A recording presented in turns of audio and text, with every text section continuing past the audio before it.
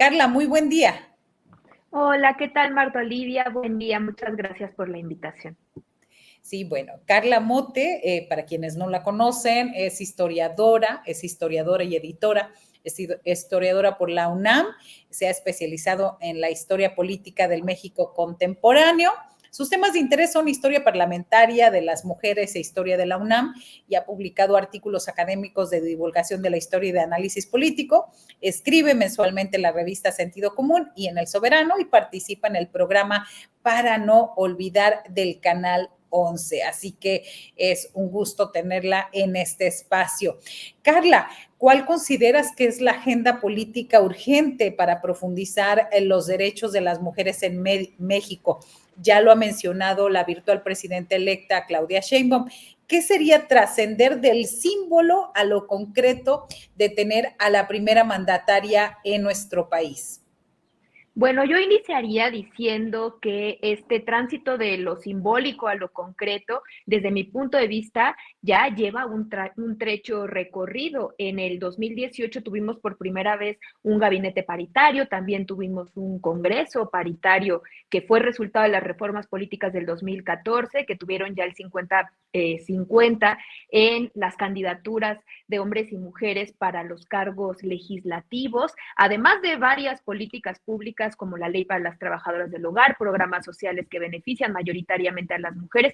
Otra cosa que se suele decir poco es el decreto de amnistía de López Obrador, que entre otras cosas, pues habló de la libertad de las mujeres presas por el delito de aborto en todo el país, que ese es uno de los temas de la agenda feminista. A partir de la elección de una mujer presidenta que desde mi punto de vista tiene que ver tanto con la lucha histórica y centenaria del feminismo como por la voluntad política que se observó a partir del 2018, observamos que desde la presentación de la plataforma de la entonces candidata Claudia Sheinbaum, ahora presidenta electa, pues ya mencionaba varios puntos que son muy innovadores en torno a la situación de las mujeres y su bienestar. Y yo destacaría dos políticas públicas que seguramente la audiencia ya las ha escuchado, que son la creación del Sistema Nacional de Cuidados, que es un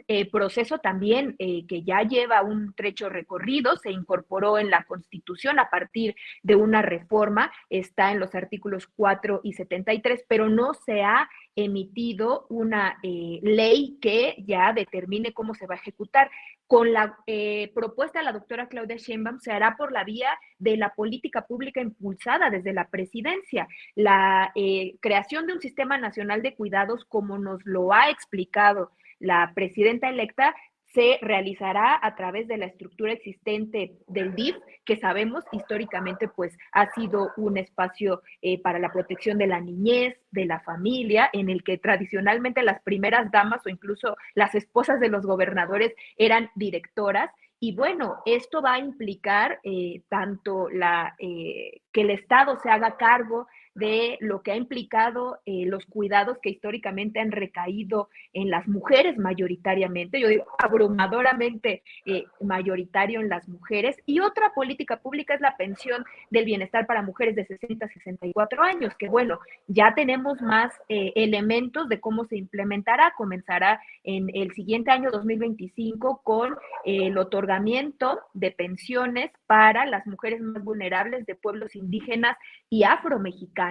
y para el 2026 se plantea la universalidad para las mujeres de este rango de edad, que también es un reconocimiento al trabajo de cuidados no remunerado que han hecho toda su vida. Ahora, ya muy breve para terminar, yo creo que en la agenda de los feminismos, que son plurales y además tienen una agenda muy amplia, se ha enfatizado mucho la lucha contra la violencia, en particular la lucha contra los feminicidios y ahora también contra los transfeminicidios, que hay que decirlo, la Ciudad de México también acaba de aprobar recientemente la incorporación de este delito en la Constitución, que va a dar pie a que se pueda tipificar en el Código Penal como tal transfeminicidio. Entonces, eso es un avance importantísimo y yo diría, una de las cosas que también pues se vio en la Ciudad de México durante el gobierno de Claudia Sheinbaum fue una disminución en la violencia en general y además en la violencia específica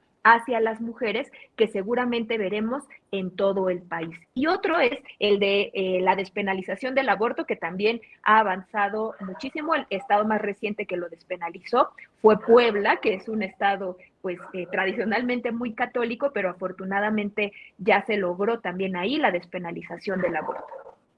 Así es, y bueno, precisamente como mencionaste, este Sistema Nacional de Cuidados, ¿qué relevancia podríamos agregar al respecto de que se empieza o arranca con mujeres jornaleras agrícolas y las obreras de la industria maquiladora? ¿Qué significa esto en términos de justicia social y reivindicación de sus derechos? Significa reconocer que hay sectores demográficos entre las mujeres que deben tener prioridad en el progresivo avance de estas políticas públicas, que es algo que creo que hay que explicar muy bien, porque yo he escuchado que hay confusiones, incluso pues se ha llegado a decir que se cancelaron esos programas y no es así. Y hay que recordar que incluso cuando se implementó en nuestro país la pensión para el bienestar para adultos mayores a partir del 2019, también fue progresivo. Empezó con personas adultas mayores de 65 años de comunidades indígenas y no indígenas mayor de 68 años. También el monto fue aumentando, es decir, su aplicación fue progresiva. Entonces, lo que está anunciando la doctora Claudia Sheinbaum es también la gradualidad en la implementación de estas políticas, atendiendo prioritariamente, en primer lugar, a los sectores más vulnerables. Y eso en estas dos políticas públicas, la de pensión para mujeres de 60 a 64 y el tema del Sistema Nacional de Cuidados, va a ir avanzando en esa vía. Y ojo, que aquí también es muy importante observar cómo el objetivo que se está planteando es la universalidad, así como se hizo la universalidad de la pensión que se logró hasta el 2020, también se ha planteado que se vaya progresivamente hasta lograr que todas las personas que tienen que ser beneficiarias de estas políticas públicas, pues se logre ese alcance. Claro, hemos visto, Carla, que México es uno de los países del mundo en los que existe paridad en el poder legislativo a nivel federal. ¿Qué ha representado este avance para los derechos políticos de las mujeres, pero también cómo se traduce y cómo hay vicios todavía en los partidos, de pronto poner a una persona porque no quedó el otro? Estamos hablando de casos muy claros, muy evidentes, como por ejemplo, el estado de Guerrero. ¿Cuál sería ahí esta visión de que hay todavía vicios muy arraigados para que las mujeres no figuren desde el principio? Vale la pena recordar muy brevemente que cuando se implementaron las primeras acciones afirmativas, popularmente llamadas cuotas, hubo mucha resistencia de los partidos políticos. En 1996 se implementa por primera vez con un porcentaje de 30-70 y vimos que como no era obligatorio, no había sanciones para los partidos, pues prácticamente se pasaron esta normativa por el arco del triunfo y tuvo que implementarse la obligatoriedad a través de sanciones. Ahora, otra cuestión es que este proceso de implementación de la paridad fue gradual y empezó por el nivel legislativo. Las cuotas aplicaban para los niveles de representatividad, que eran los de las cámaras, tanto a niveles federal como local. Sin embargo, en 2019, con la ley de paridad en todo, ya se habla de todos los niveles de la política y de la administración pública por mandato constitucional y como un derecho de todas las mexicanas. Entonces, lo que observamos es un cambio en esta mirada, es decir, ya no se trata de obligar por cuotas a los partidos, sino de cumplir con un principio constitucional, que incluso también pues está en la elección de quienes conforman a todos los poderes. Y también aquí sobre digamos, lo que sigue pasando. Por ejemplo, en nuestro país, los partidos políticos todos están presididos por hombres hasta el día de hoy, y eso también se refleja en algunos espacios que son en donde se concentra el poder. en las cámaras, las coordinaciones de las bancadas han estado lideradas por hombres. No hemos visto a mujeres coordinando las bancadas, los partidos y por lo tanto conformando las juntas de coordinación política, que son los espacios en los que se toman las decisiones. Y estos son también niveles en los que pues paulatinamente tendrá que irse incorporando este principio de paridad. Estamos hablando de la vida partidaria y de órganos donde se toman decisiones políticas de gran calado. Otra cuestión que también es muy importante verlo e irlo observando es que los gabinetes, tanto de los estados como el federal, se conforman por la designación de los gobernadores, gobernadoras y en este caso de la presidenta. Por voluntad política, tanto López Obrador como Claudia Sheinbaum, pues han designado gabinetes paritarios, pero eso no está en la ley.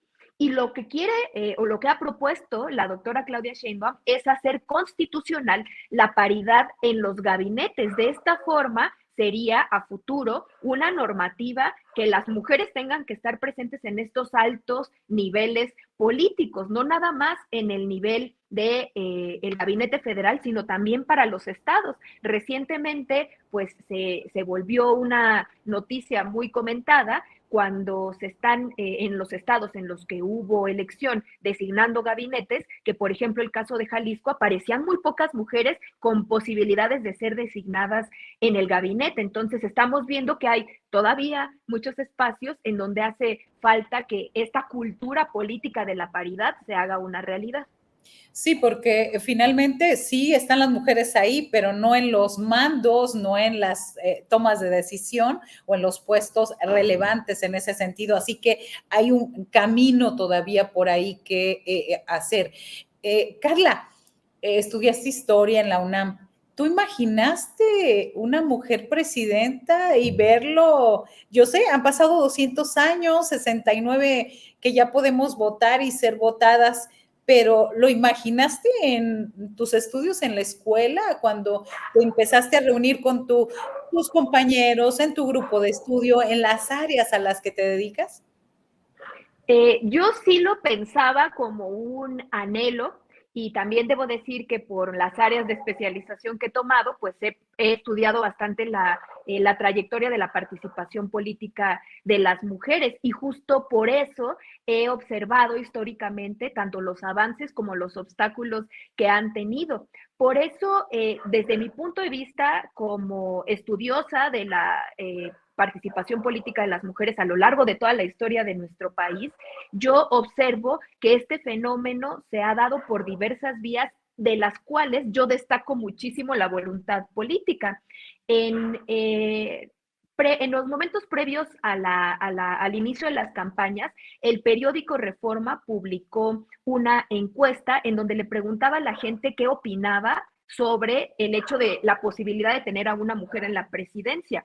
Y sorprendentemente, la gran mayoría de las personas que contestaron respondieron cualidades muy positivas hacia las mujeres.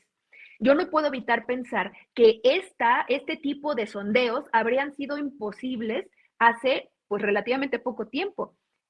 Hace 7 años, cuando Enrique Peña Nieto tenía un gabinete totalmente dominado por los hombres, las personas, la ciudadanía, teníamos realmente pocos referentes de la forma en la que las mujeres podían ejercer altos cargos de responsabilidad. Y eso es algo que cambió a partir del 2018, de forma totalmente voluntaria por parte, en este caso, de las designaciones de Andrés Manuel López Obrador y sin duda del avance histórico que ha existido a partir de la llegada de más gobernadoras, de ver a gabinetes paritarios y también la paridad en el Congreso. Entonces, desde mi punto de vista, esto responde a un cambio cultural muy profundo, en donde se reconoce que las mujeres pueden ejercer estos altos cargos con muchísima responsabilidad, de ética, profesionalismo, y eso habría sido imposible si no lo hubiéramos visto, si no lo hubiéramos observado. Y otra cosa que sin duda, desde mi punto de vista también fue muy influyente, es el hecho de que el feminismo se convirtió en un movimiento masivo, vanguardista, que pues dominó en cierta medida la opinión pública en diversas coyunturas, y eso también es parte de un cambio cultural que hemos tenido, sin pues dejar de decir también que el feminismo tiene una agenda muy amplia, es muy plural y hay posiciones políticas de todo sentido, a veces un poco difusas e incluso parecen inescrutables, pero bueno, eso también yo creo que ha influido en este avance meteórico que ha habido más recientemente en nuestra historia. ¿De qué tenemos que estar al pendiente tanto medios como investigadores, como mujeres en general, en la llegada de la primera presidenta de México? Y digo en este sentido porque no se nos califica igual a las mujeres que a los hombres, porque a nosotros se nos invisibiliza en muchas situaciones y se destaca en otras lo negativo o lo que nos falta. Siempre pareciera que tenemos que estar diciendo lo que somos y lo que hacemos, subrayando. ¿De qué tenemos que estar muy pendiente? Medios y las mujeres en general, las historiadoras y todo, como tener ahí la lupa bien cercana. Esta pregunta es bien interesante y yo creo que toda la audiencia podría incluso remitirse a lo que vivimos en campaña, las acusaciones hacia tanto la candidata puntera como a Xóchitl Gálvez, que iba en segundo lugar, pues solían dirigirse en muchos espacios, en muchos sentidos, a su supuesta subordinación a los hombres, ¿no? Creo que era una acusación que aparecía muy constantemente en la opinión pública, en diversos espacios, y esto constituye actos de disminución de no valorar sus capacidades, su trayectoria, etcétera, para ambos casos. Bueno, también por otra parte, recordemos que ya contamos con una tipificación de la violencia política en razón de género, pero yo creo que al mismo tiempo que surge esta tipificación, lo que desafortunadamente ha ocurrido ha sido la utilización de esta norma para fines de judicialización de la política o el llamado lawfare, y por eso yo, desde mi punto de vista, considero muy afortunado que en el caso de la presidenta electa Claudia Sheinbaum no haya recurrido a aducir este tipo de acusaciones o decir están ejerciendo violencia política en razón de género en mi contra, o incluso a emitir o a buscar las sanciones, sino a irse por el lado de la libertad de expresión, de contrarrestarlo con sus propios discursos. Y además, bueno, yo creo que los medios de comunicación, la ciudadanía, sin duda tenemos que estar pendientes en pues la idea de que las mujeres, al igual que los hombres, tendrían que demostrar sus capacidades sin distinción de su sexo. Y en ese sentido, yo creo que la presidenta Claudia Sheinbaum, que va a ser la primera en nuestro país, no tengo duda de que se va a enfrentar a acusaciones misóginas y de que lo vamos a ver de forma constante en este sexenio, pero yo creo que se puede contrarrestar justo con una discusión amplia, con señalamientos que aumenten la libertad de expresión en lugar de apelar a la censura. Y bueno, yo creo también que tenemos justo que señalar ese tipo de discursos, que estar pendientes, porque al final terminan afectando a todas las mujeres. Es un reforzamiento de los estereotipos y roles de género que se nos han asignado a las mujeres y que pues derivan en una cultura que nos subordina. Entonces, por eso es tan importante participar activamente en todo este proceso histórico que estamos viviendo. Así es, pues estaremos nosotros viviendo ese proceso, analizando, pero sobre todo informando desde nuestros espacios. Gracias, gracias, Carla Mote. Es un gusto saludarte y sobre todo pues que nos lleves con esta información tan argumentada que ya lo están diciendo por acá en el chat. Dice Héctor, a ver, ¿quién? Por aquí tenía un comentario donde señalaba que era interesante escuchar. Aquí está, Omar Gutiérrez, ahí está. Dice, hoy por hoy se puede decir que en México existe en todo sentido la paridad, pero el machismo por igual muy arraigado. Pero había otro comentario que decía que era interesante que estuviera con argumentos, Carla. Así que gracias, que esperemos que no sea la única vez, que nos veamos más seguido por acá. Así será, yo muy feliz de poder participar en este espacio. Muchas gracias. Gracias, muy, pero muy buen día. Hasta pronto. Hasta luego.